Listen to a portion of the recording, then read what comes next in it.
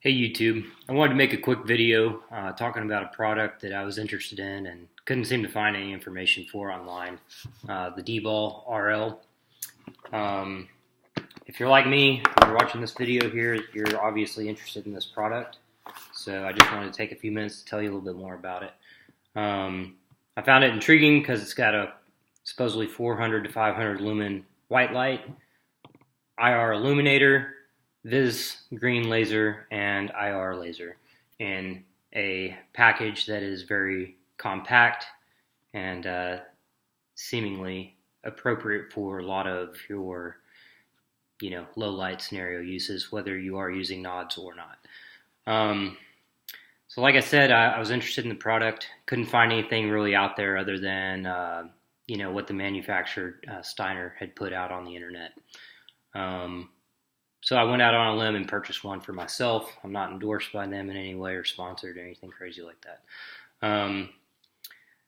Right off the bat, like I said, you get a little box here. It comes with the two CR123 batteries and two standard Steiner pressure switches. Talk about that for a second. The pressure switches. I have the other one on my rifle right now, but as you can see, two ports in the rear where these go. I think it was kind of a poor choice to send two separate pressure switches, just my opinion, but I think I'll be looking for a pressure switch, something similar to the TAPS, the Unity Tactical TAPS system, where it's a dual switch in one, and it also has M-lock mounting capability. The other dual pressure switch system out there that might work for you is the Insight. It's tan, soft issued. You've probably seen it out there. The only issue with that is it's rail mounted. It's not going to be really probably what you're looking for if you're running a M-lock handguard, unless you want to run it directly on top, perhaps right behind this unit. With that being said, most of us run our lasers on top. I know some of you run it on the side or bottom or whatever. I know you can do that, but most of us prefer to run it on top. Just by the writing on this, where it says DBAL-RL Made in USA, well, when you have it on top, mounted on top, it's upside down. So that kind of leads you to believe maybe the manufacturer had designed for this to be run on the bottom. I'm not real sure why you would do that, but it also seems to make sense based on where the pressure buttons are. As it comes programmed from the factory, I believe it is the right side, that does light and laser, and the left side that does the IR stuff. It can be configured by the user. There's a user manual, comes with it, tells you how to do it. I glanced at it, seemed a little bit complicated, and I'm, for right now, okay with how it's set up from the factory, so I'm not going to mess with it. So let's talk about the factory configuration of how to activate all the different features. Like I said, on the right side, starting with the visible stuff, a single tap will turn on the green laser. This is the green model. There's also a red laser model. What I've noticed about all these features is there is a momentary delay from the time that you press the button until whatever you want to come on actually comes on. So if you can see, from the time I actually push it now to when it comes on, there's about a half-second delay. So again, now, on. So it can be a little bit frustrating if you're used to a PEC 15, LA5 or other, PEC 15 Alpha, something like that, where it's instantaneous. I don't know why we have to deal with the delay and the switch, but that's what we get. The other issue, or the other feature, activation feature, is holding the button down is going to, again, momentary delay, and then light and laser comes on, and then a double tap will get you light only. So for your visible functions, one button does all three things that you need, and then to deactivate all of those, it is one more tap to turn off. or if you're holding to get both functions, just release. Same thing on the other side. Press and hold gets you light and laser, or illuminator and laser.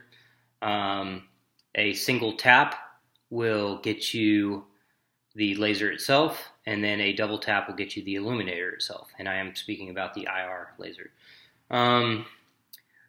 Something to note on this, and I'm not sure if it's the same way on the visible portion or not. Maybe the manufacturer states that, I don't know.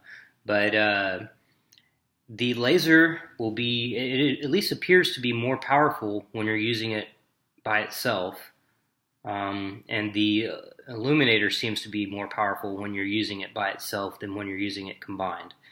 I'm not sure if that's a fact. It's just how it appeared through my night vision, through my PVS 14. So if you get one, try it, or do some research, find out if that's actually true.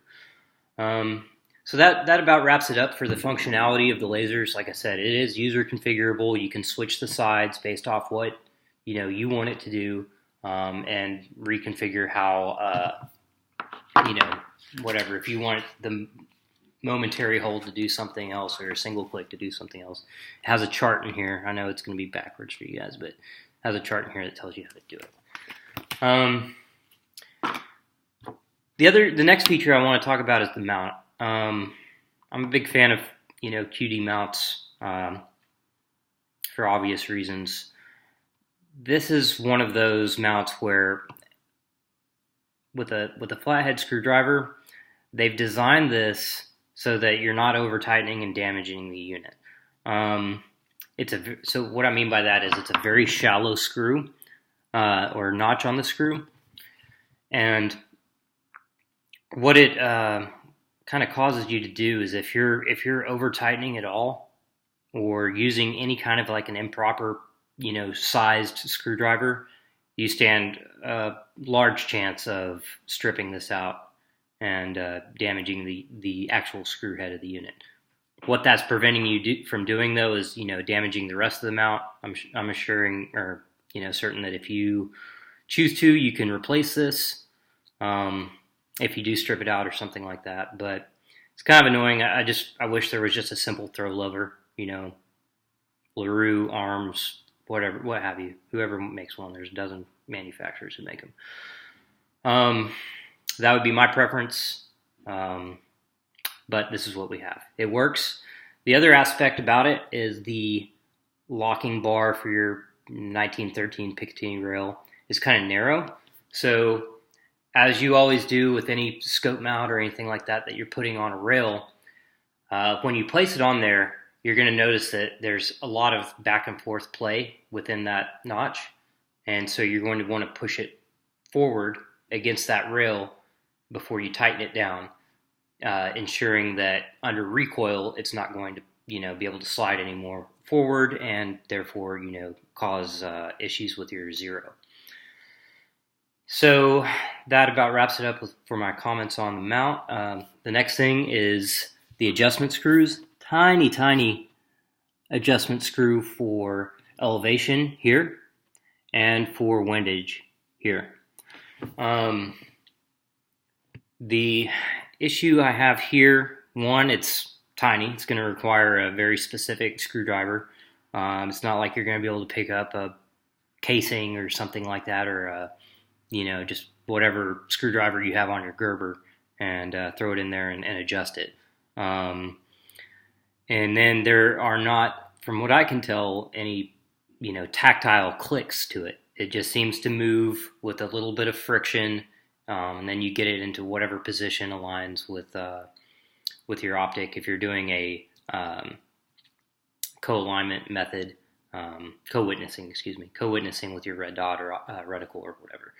That being said, the visible and IR lasers are tethered and zeroing. So what I choose to do, distant aiming method, I'm going to point that vis laser at 100 meters or greater, whatever you really want the laser zero to be.